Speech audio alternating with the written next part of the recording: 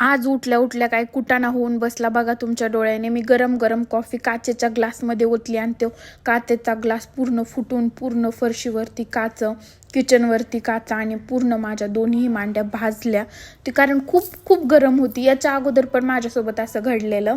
मी एवढा मोठा आमच्या डायनिंग टेबलचा काच गरम कुकरमुळं पूर्ण तुटून गेलेला, तरी माझ्या लक्षात आलं नाही. काचेच्या ग्लासमध्ये मी गरम ओतली कॉफी आणि परत हातात घेतला आणि त्या हातामध्येच पूर्ण माझ्या हातातच तो तुटला आणि फुटला आणि माझ्या पूर्ण दोन्ही मांड्या पण भाजल्या.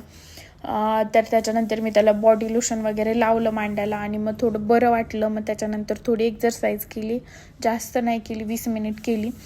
त्याच्यानंतर इकडं दूध वगैरे गरम करून घेतलं आणि आमचं दूध येते आता रात्री, आम्ही दूध लावले. त्याच्यानंतर इकडं मी बनवत होते दलिया ओट्सची खिचडी बनवत होते.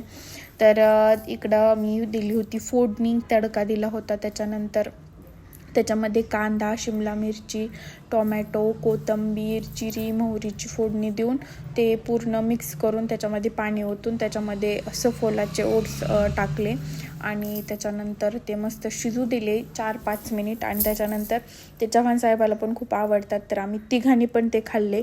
त्यानंतर ते गेले होते कटिंग करायला. तर हे बघू शकता त्या शिवची हेअर कट कसा आहे, ही त्याची शेंडी. तर सगळे विचारतात शेंडी कशाची, देवाची आहे का? तर नाही, देवाची नाही आहे, ती अशीच ठेवलेली आहे. ते शिवांशची आहे न्यू हेअरस्टाईल. समोरून बघा किती छान दिसते. तर त्याला आज घालायची आता आंघोळ. रोज नाही घालत मी त्याला, एका दिवसाआड घालते.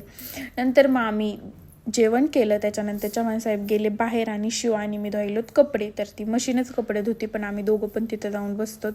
तर इकडं अर्धे कपडे लावले होते, पूर्ण मशीनमध्ये बसायला गेलेत कारण खूप जास्त कपडे होते. तर अर्धे अगोदर धुवून घेतले, ते वाळायला टाकले, मग दुसरे धुवून घेतले.